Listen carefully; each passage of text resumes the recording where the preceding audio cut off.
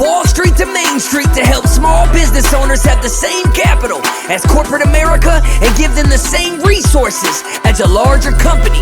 We cover business funding, business credit, scaling, business consulting, and much more.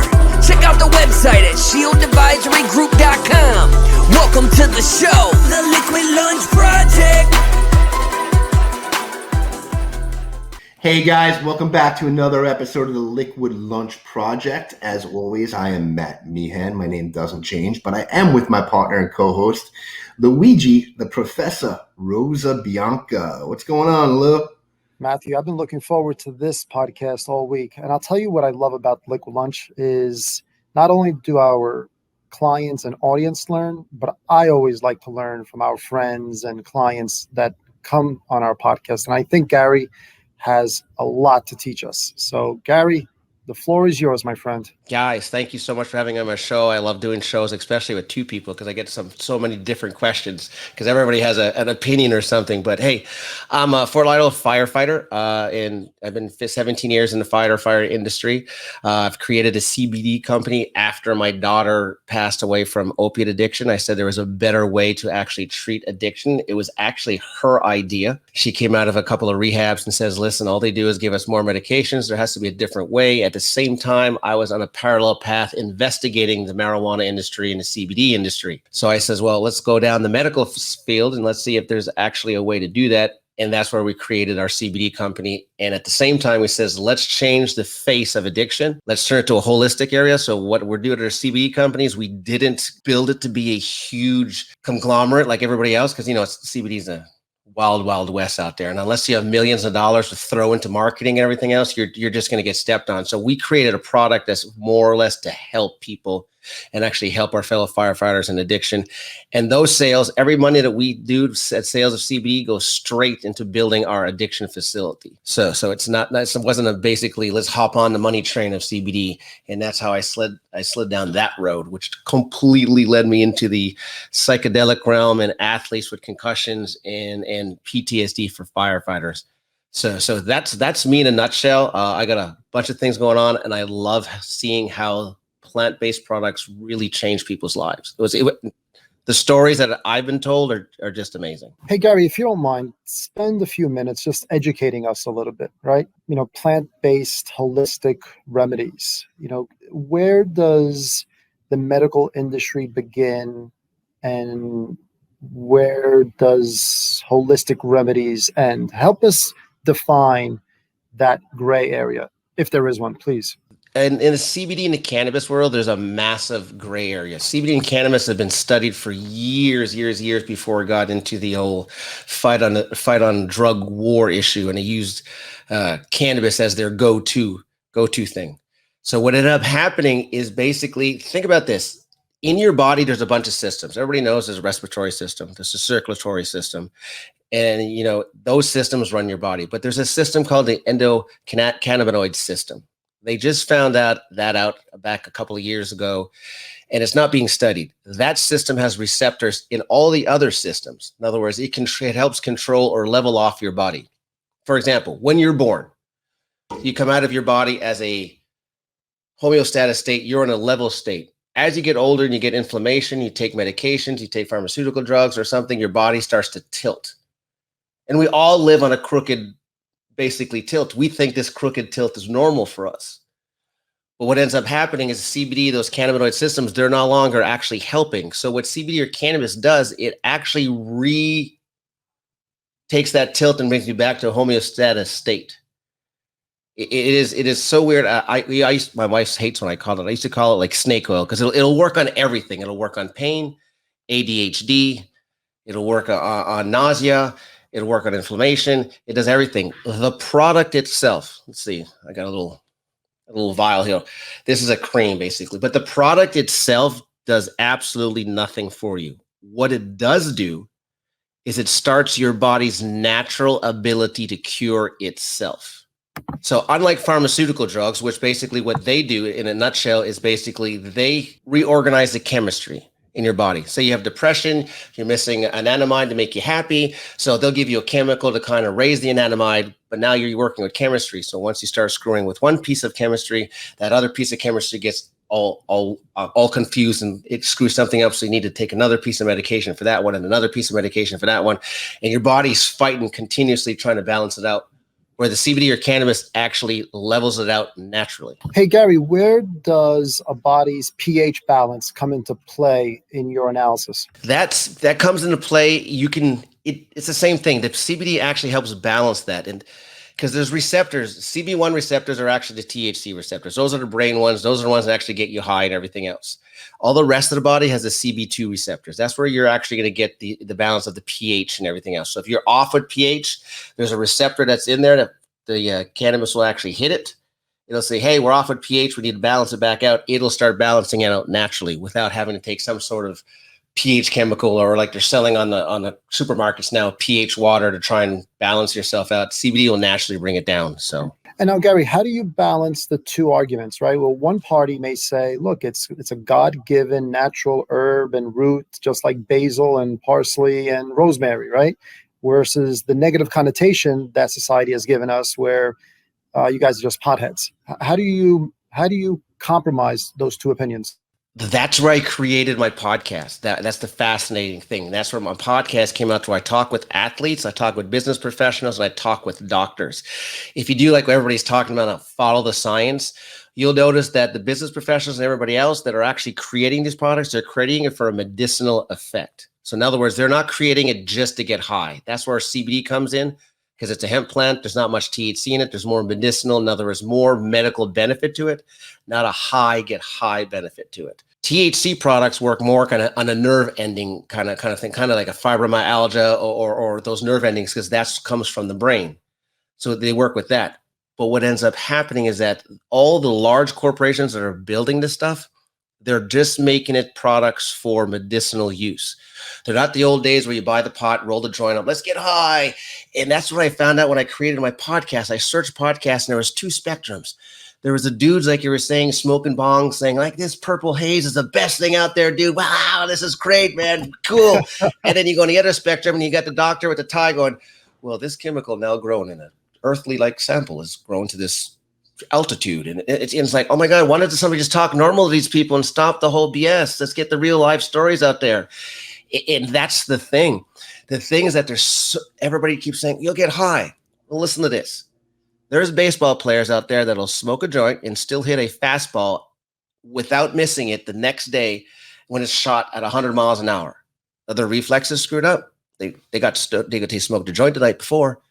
So how can you call these guys potheads? And what ended up happening is when I talked to Tommy Chong on my show, he goes, they used his analogy of smoking and just getting high and all that. And that's what they used to actually go after the plant itself. That's where the drug and wars came on. It came on to basically to stigmatize this plant and not work it as the medicinal aspect it is. And the funny thing about it is that the U.S. government has patents on it showing that it actually helps with the brain and neuroprotective in the brain. Hey, Gary, if we look at the history of medicine and pharmacology, years ago, all medicine were derived from roots and plants and herbs, right? And then obviously they became more scientifically based because you have to mass produce them, right? Where do you see the future of your field going, I don't know, within the next 10 years? I've been in the industry for about 3 years right now, and it blows with the wind. And that's the toughest thing, is to keep up with a whole new regulations, a whole new things going on.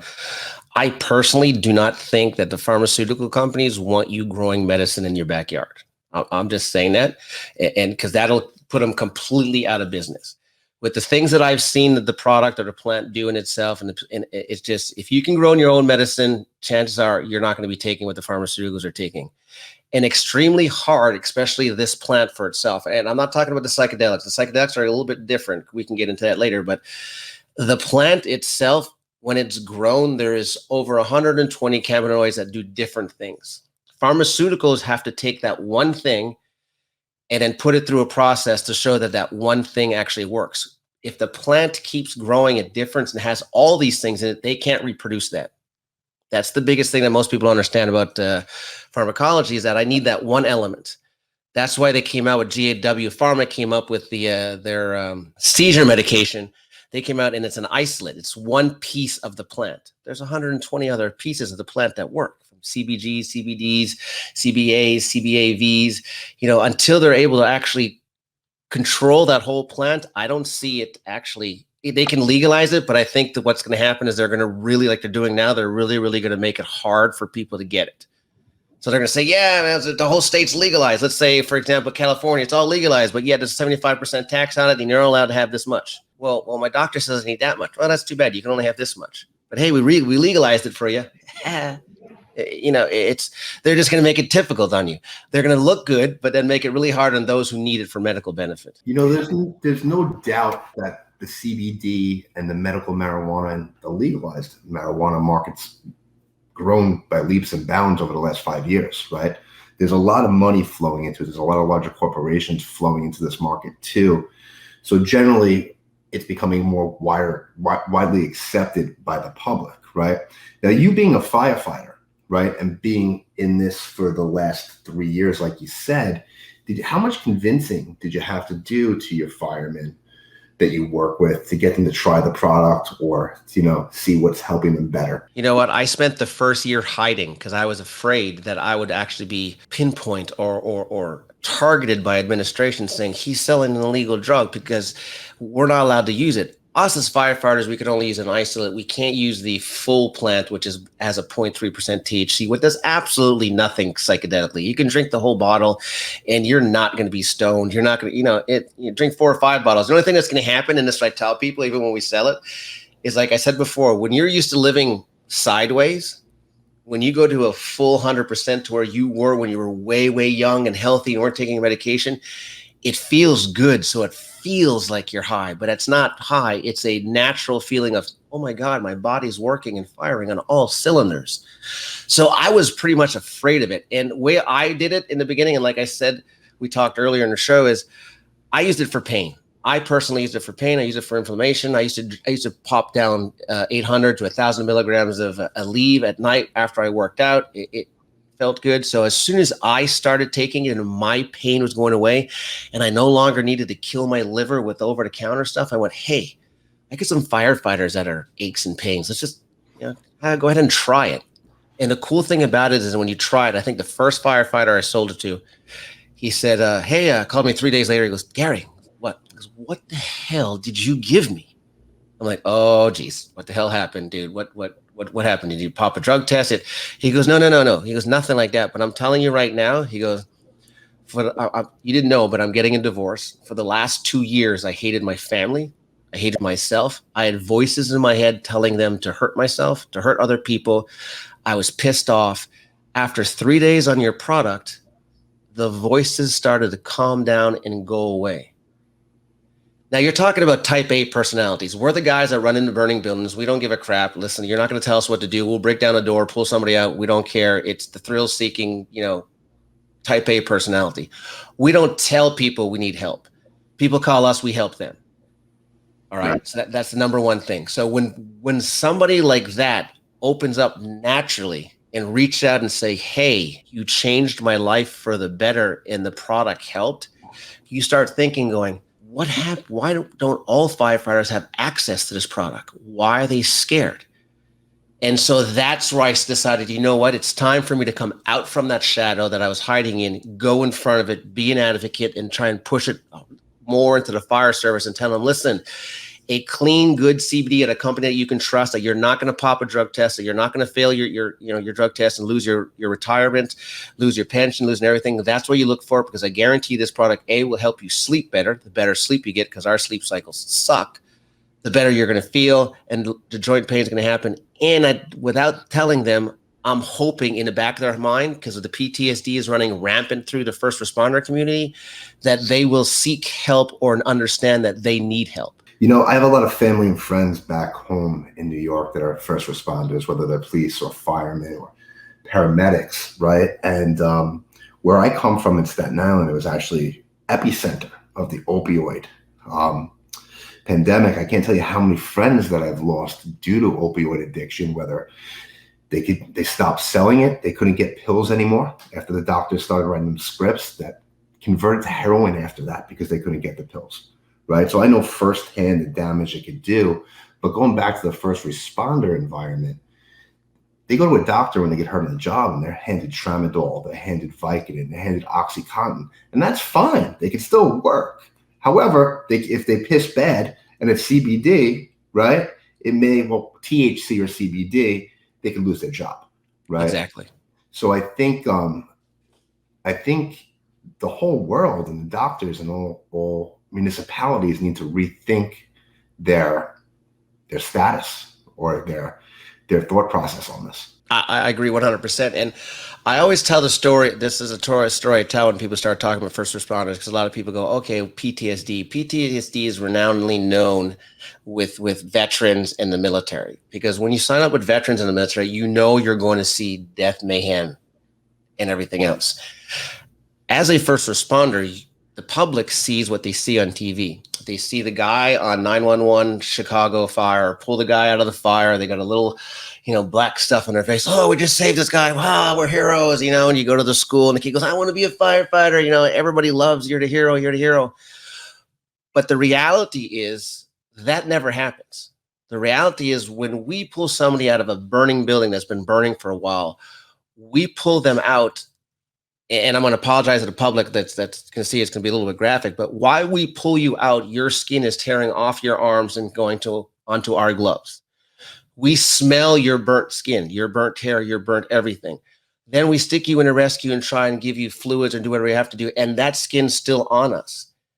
Then 20 to 30 minutes later, we get another call and have to rescue a kid that just drowned in a pool.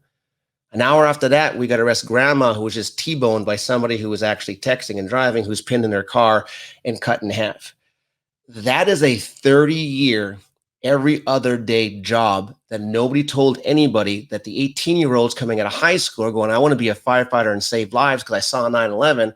They were never told that. Their frontal lobe was never programmed for it, and they're seeing death and mayhem guaranteed every third day they go on shift for 20 to 30 years.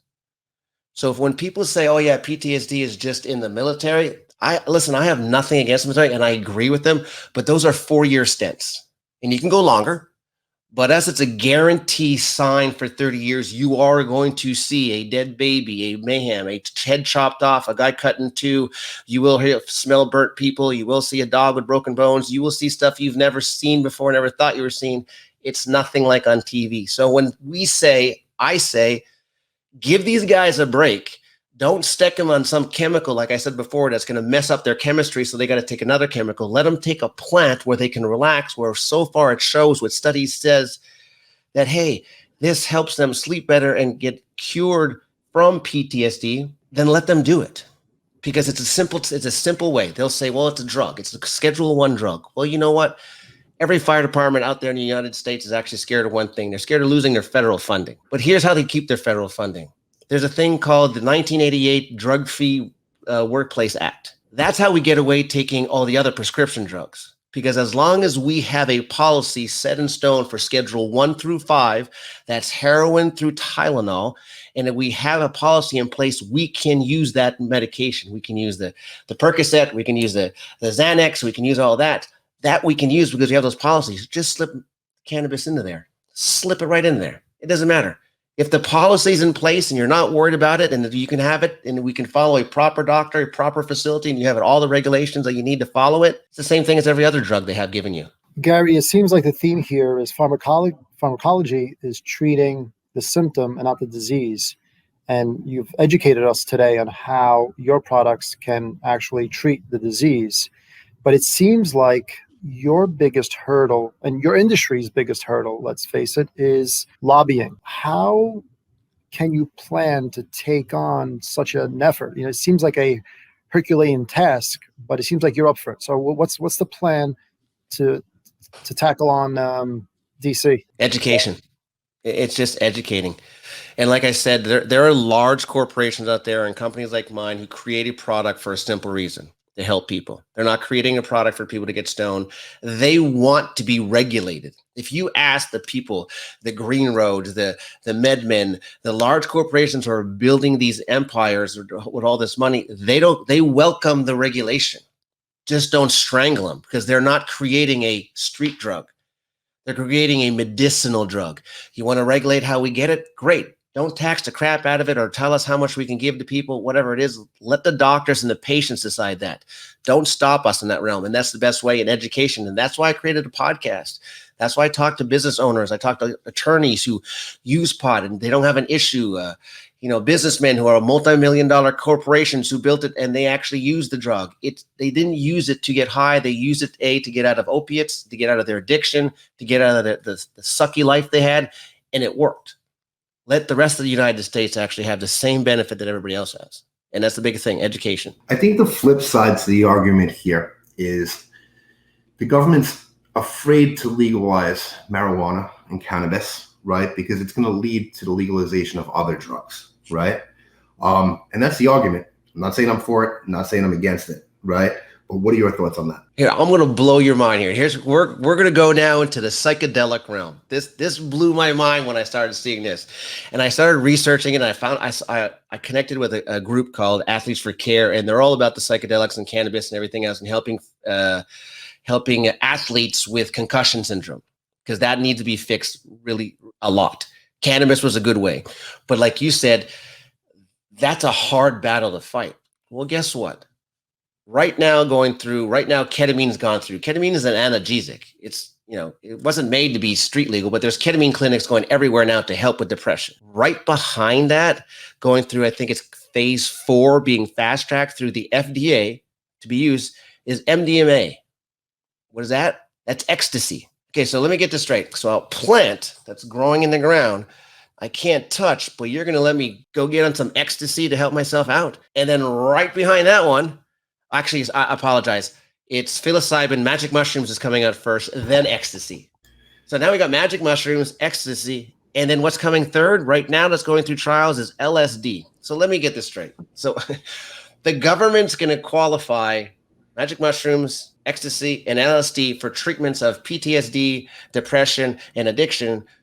But when you want the guy to use the plant that he grows in his backyard, you're going to arrest him? Now, don't get me wrong. The psilocybin, the psychedelic, the results are enormous. And like Luigi said, here's the key. Pharmaceuticals they work with the elements and chemistry in your body. What psychedelics do, and this is the thing, is they create events. When you get PTSD, there's an event in your life that happened. It wasn't the chemistry that went off balance. That event caused something to go wrong. Well, the psilocybin in the psychedelic realm, what's happening is they're recreating events to where you're actually able to see those events, have that conversation with yourself, have that little weird kind of like hallucinogenic period. Of course, it's doctor oriented. It's not, you're not at home trying it yourself, but it's a therapy. It's not you can buy it and do it at home. You have a doctor there to help talk through it, and you go through this event. And what ends up happening is that compared to the medication, they've found that PTSD is about 30 to 40% the benefit with pharmaceutical, 79% cured. You get 30% to 40% of the time on pharmaceutical. You get cured on a psychedelic drug, because what ended up happening is that you're no longer qualify as a PTSD patient because you no longer have those symptoms, because you went through the event and that event is no longer causing your symptoms. You see how free this whole medication and plant-based stuff is? You can get cured by plants, but the medications given by the psychiatrist will only help you. So it's only like treating the symptom, but not curing the disease. Exactly. You're being treated, but you're not being cured. And then you start going to psychedelic realm, you're being cured. And that's where I decided, you know what, we need to really, really, really investigate deeper into the psychedelic and psilocybin industry. Isn't there some states that actually already legalized small microdoses of magic mushrooms? Yes. There's some that's already doing it. There's, like I said, I think in the state of Florida right now in Fort Lauderdale, they have the largest, from a company called USANA, clinical trial going through psilocybin and, don't get me wrong, MDMA, but I knew definitely magic mushrooms. They're working on it right now. And it's pretty much starting in 2022. It's going to be a for sure treatment in clinics. Hey, gents, we learned one thing today. The names of these products in the 60s were much cooler than the names of these products today. But all kidding aside, Gary, when you buy any sort of medicine, you have like either a 60-second infomercial of what the side effects are, or a 10-page leaflet on what those side effects may be. If you take one of these plant products that you describe, what are the possible side effects? As of right now, for cannabis and that, there's no side effects. The only side effect that it'll actually give you is chances. I'm not going to say no. Of course, the FDA will come down and probably slap me if I say there's none. Some people who are anxious to take THC will get even more anxious. So the possibility of being more anxious with THC is a chance it'll happen. A little bit of dehydration sometimes, and you got to make sure you take it when you have other medications and you're taking these products. You got to make sure they mix. That's the biggest thing, because what ends up happening, even with CBD or cannabis, it actually starts cleaning out your liver. And when your liver starts cleaning out, when you take a pill, that means the liver runs and the kidneys run better. So that means if you're taking, like I said, I used to take 1,200 milligrams of Aleve. Now I only have to take a 200 and it feels like a 1,200 because everything's working better. So if you're taking certain medications like blood pressure medication and stuff like that, and you start taking it, you want to check those medications as you go, because what's going to happen is those will get stronger. That's awesome. So it kind of like detoxes your liver, right? And then you need less of a higher dose to actually keep up. Correct. So Gary, let's talk about Good Dudes Grow 2.0 and your future plans, because I think I'm getting a hint they're going to involve some psychedelics. So let's talk about that a little bit. It is. I created the podcast. That's why I said I came out of the closet and started talking about CBD in front of everybody. And it ended up being just a cannabis and CBD podcast. Of course, that means that a lot of people won't listen to it, because as soon as you say, like you guys say, cannabis and CBD, everyone's like, oh my God, he's a stoner. We're just going to cancel that. It was a more informative, like I said, how people got out of it. But as I grew the podcast and started talking and started educating myself with the more people, more doctors I talked to, I found out that the way we wanted to create our addiction facility, which included fitness, mental toughness, plant-based medicine, I realized that psychedelics, cannabis, different types of workout and mental toughness actually work together. So what I ended up doing is 2.0 is going to come out to where I'm actually going to have the psychedelic realm involved. I actually have it's going to be mental fitness with psychedelics, mental stuff with psychedelics. So I'm going to mix your health and wellness with the plant-based medication, and not just be plant-based all around. So I'm going to teach you, basically inform people why the athletes are going these routes, because cannabis and some of these psychedelics after you work out are tremendous. I mean, the recovery rate, it just lowers your recovery rate, which means you can work out better. That's why most of the athletes now in the Olympics are actually using it, except for the ones that got caught and so they can't use it. But then once you go there, you can talk about it and say, hey, I am using it, which is really weird to me. But but yeah, so the show is going to bring a lot more doctors, psychedelics, a lot more PTSD information. I want people to understand that, yes, back in the 60s and 70s, these were all drugs that everybody was getting high on.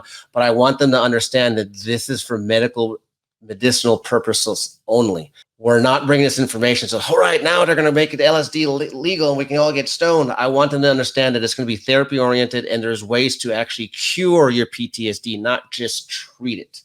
Because that's the biggest thing. Because a lot of medications and pharmaceutical stuff you're doing for treating PTSD, it causes even more depression, which causes even more suicides. And that's one thing I definitely want to stop in the fire department. Gary, man, I really appreciate you being on. And first of all, let me say, on behalf of me and Luigi and everybody listening, you're a true American hero, and we thank you for your service. That's number one. And the passion that you bring to advocating the use of CBD and medical marijuana and marijuana as a whole just gleams and comes through. And I think everybody in the audience can hear that, right? So why don't you tell everybody real quick where they can find you and how they can get in touch with you? If you're looking for our CBD products, you can go to www.pbzcbd. That's our CBD line.